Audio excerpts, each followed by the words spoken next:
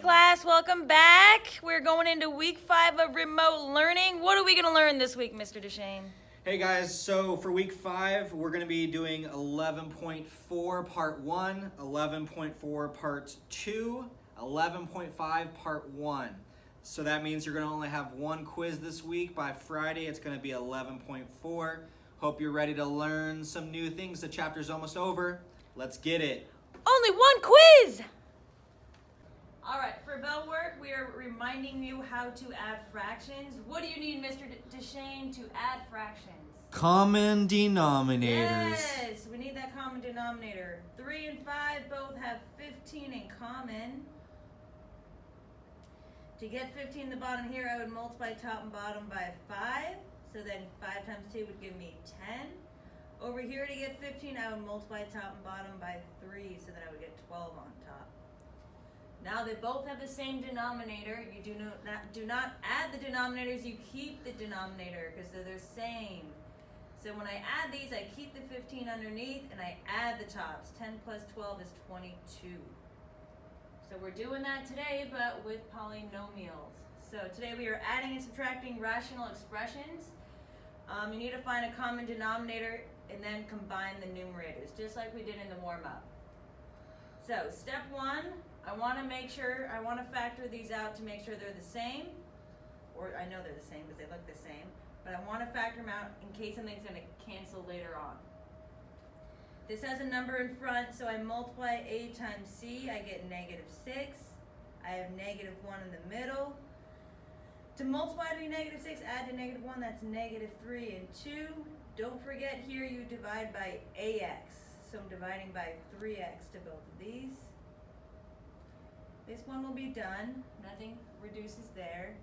Here, top and bottom can divide by 3. So I get a negative 1 on top and just an x on the bottom. And that would be my other factor. So factor when possible. Step 1. So I'm going to rewrite this. I have 7x plus 5 over, and this factor to these two factors, x minus 1 and 3x plus 2. Minus, this is the same denominator, so it's going to factor the same, x minus 1, 3x plus 2. I haven't done anything with the top yet, so I get 4x plus 3. Sorry, I'm running out of room there. Check for the common denominator. Check, they're exactly the same in their common denominator, so now I can combine the numerators. But I need to distribute the negative. Don't forget that. So I'm going to do that first. I'm going to leave the front one the same. Bottom stays the same.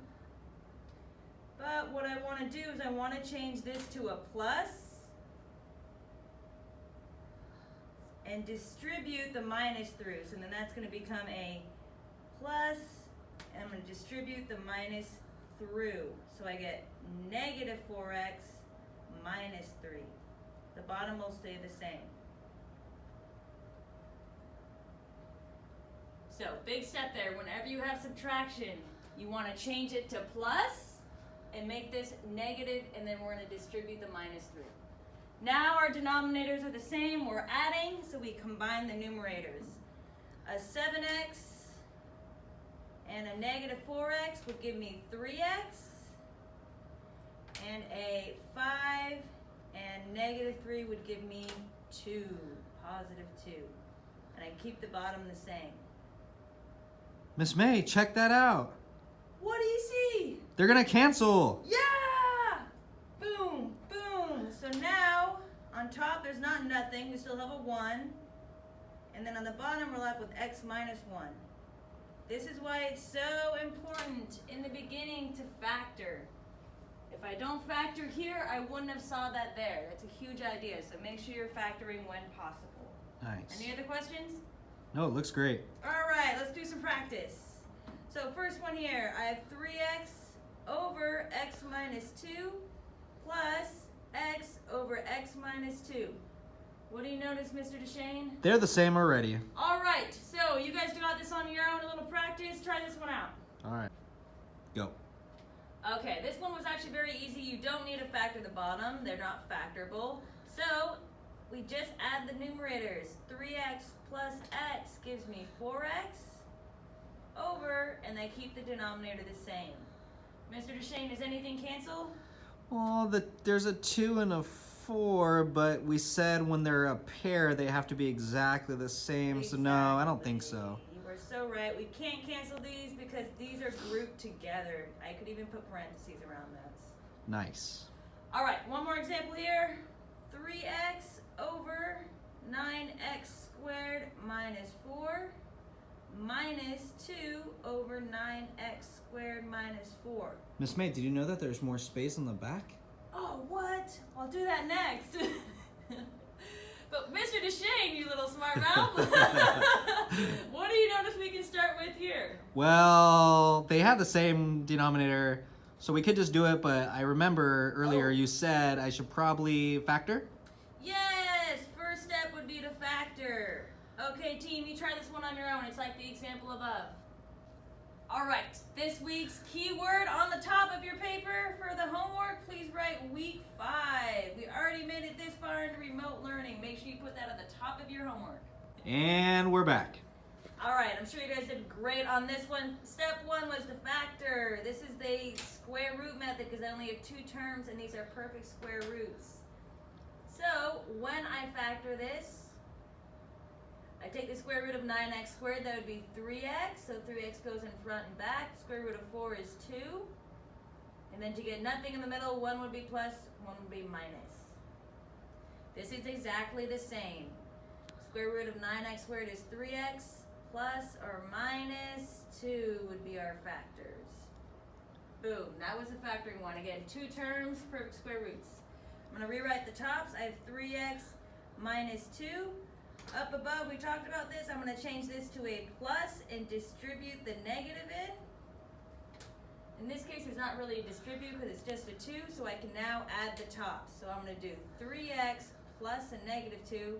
Mr. Deshane, are those going to add together? No, one has an x. One has an x, one does not. You cannot. So I have a 3x plus negative 2 is just minus 2. I have the same denominator. Nothing changes underneath. What do we see? They cancel. Boom! See ya. All right, so we're just left with a 1 on top and 3x plus 2 on the bottom. Nice work. All right, we have 2 more examples onto the back. All right, the first one here, I have x over x squared minus 9 plus 3 over x squared minus 9. Mr. Deshane, whoa, what is our first step? Adam? Oh, close. Dang it. But what do you notice about the bottom? They're not factored. Factor when I forgot. possible. Okay, try this on your own. All right, factor the bottom. This again is the square root method. The square root of x squared is x. Square root of 9 is 3. To get nothing in the middle, 1 is plus and 1 is minus. I'm just going to rewrite the tops. Again, the thing on the right here is the same factors. Really got to practice knowing when to do the different methods. That is square root. Now we have the same bottom, they're factored. So now we combine, leave the numerator the same. And then on the top, all we can do is add x plus 3, which they do not go together, they just group up. And then the fun part, boom, boom. Nice. They will cancel. And you're just left with a 1 on top and an x minus 3 on bottom. Do note for the homework, they will not always cancel. So I think most of our examples on the notes have this type of situation where they cancel, but that's not always the case on the homework. Sometimes they won't cancel. All right, last example. I got, let's see, I'm on the screen here. 2x plus 1 over x squared plus 4x plus 3 plus x squared over x squared plus 4x plus 3.